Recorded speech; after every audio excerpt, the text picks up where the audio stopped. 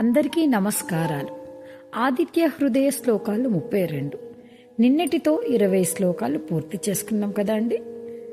మధ్యలోనే ఆపివేయడం అధర్మం కదా అండి. మిగిలిన 12 శ్లోకాలు భావాలను కూడా తెలియపరుచుకుందాము. ఈరోజు 21, 22వ శ్లోకాలని భావాలను చెప్పుకుందాము. తప్త చామీకరబాయ వహ్నయే విశ్వకర్మణే నమస్తమోభినిఘ్నాయ రుచయే లోకసాక్షిణే. మేలిమి బంగారు వన్నెతో కలకలలాడే భాస్కరునకు నమస్కారం. అజ్ఞానాంధకారమును హరింపజేయు హరునకు నమస్కారం. సకల కార్యదక్షుడైన విశ్వకర్తకు నమస్కారం.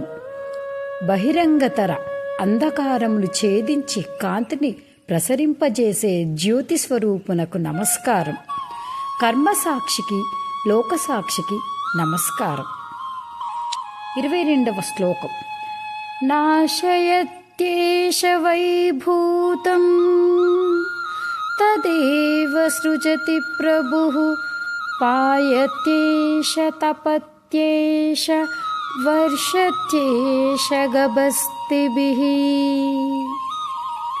ఈ సూర్య భగవానుడు ప్రాణులను నశింపజేసి మరల సృష్టించగలడు, రక్షించగలడు, శిక్షించగలడు కూడా.